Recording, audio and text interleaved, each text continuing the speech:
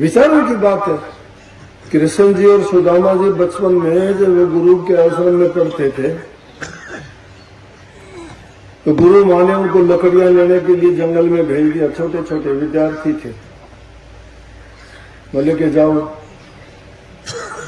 जंगल से सूखी लकड़ियां ले आओ। लकड़ी लेने के लिए गए तो माताओं का दिल बड़ा कोमल होता है, उसके दिल में आई कि बेचारों को भूख लगेगी, छोटे बच्चे हैं, उन्होंने थोड़े चने दे दिए और वो कृष्ण जी तो आगे निकल गए थे, सुदामा जी को दे दिए कि भूख लगे तो बेटा ये खा लेना। चने ले लिए, चल दिए, जाके जंगल से लकड़ियां तोड़ने लगे, सूखे पेड़ों पे चढ़ के सूखी तोड़ने। बारिश आ गई, बड़ी तेज बारिश आई। जब बड़ी तेज बारिश आई और ठंडी का मौसम था, भीग गए, कांपने लगे और भूख लगी रही। कितनी देर बारिश होती रही, पेड़ पर बैठे रहे। तो क्या किया कि भूख लगी, अब कृष्ण जी के पास तो कुछ था नहीं, सुदामा जी के पास चने थे। वो चने चबाने लगे, भुने हुए नहीं थे, कर्ड कर्ड की आवाज आई। कृष्ण जी कहने लगे, अरे सुदामा पता तो था ही, उनको तो जानते थे सब कुछ। बोले, अरे सुदामा ये आवाज किस चीज की आती है कट कट की? बोला कि जाड़ बजती है मैंने। बोला क्यों? बोला सर्दी में। उसकी सारी जिंदगी जाड़ बजती रही, पेट नहीं भरा। सब कुछ होते हुए जाड़ बजती रही, पेट नहीं भरा उसका। इसलिए जो इंसान अपने विचारों से गिर जाता है उसको कौन उठाएगा, और जो विचारों से उठ जाता है उसको प्रकृति की ताकत साथ देने के लिए आके खड़ी हो जाती है। मन को शुद्ध और पवित्र जो बना लेता है वो सारे काम। ये भक्ति भी मन की शुद्धता और पवित्रता से होती है। आप नाम सत्संगी का रखा लेते हो, सत्संग वाले काम नहीं करते, आडंबर पाखंड करते हो, लोगों के सामने झूठ बोलते हो, कपट करते हो। अरे सत्यानाश, झूठ और कपट से तो डूबता है सब कुछ, और तुम वही काम करते हो। ये भोले जीव तो इतबार विश्वास कर लेंगे, ठग लोगों अपनी ठगी के लिए बात बनानी झूठी साथी कर देंगे। परमात्मा किसको दफ्तर? मेरे को परमात्मा नहीं बताया कि ये मेरा दफ्तर से भाई तू सबके लेख लिख दे, सबके बता दे। मैं तो इतना जानता हूं कि नेक काम करोगे ना, परमात्मा तुम्हारे हृदय में आके वास करेगा। जो बुरे काम करते हो फिर परमात्मा का नाम क्यों लेते हो? तुम परमात्मा तो बड़ा न्यायकारी है।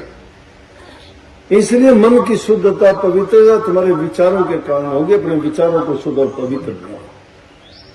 जो माँ बाप की सेवा करता है, विचार अच्छे रखता है और जबान से मीठा बोले,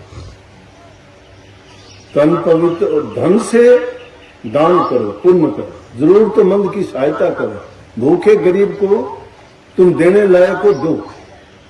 परमात्मा ने तुम्हें इस लायक बनाया है कि तुम किसी को कुछ दे सकते हो, लेकिन कोई किसी को शौक नहीं है मांगने का। तुम्हारे पास कोई लेने के लिए आता है, तुम्हारे पास देने के लिए है, देना सीखो, दो उसको, जरूर दो, खाली मत जाने दो। अगर कोई तुम्हारे पास लेने के लिए आता है, तुमने खाली भेज दिया तो बहुत बड़ा पाप हो गया वो तुम्हारे से, क्योंकि जो तुमने खाली भेज दिया, तुम्हारे पास आस लेके आया था, उसकी आस टूट गई।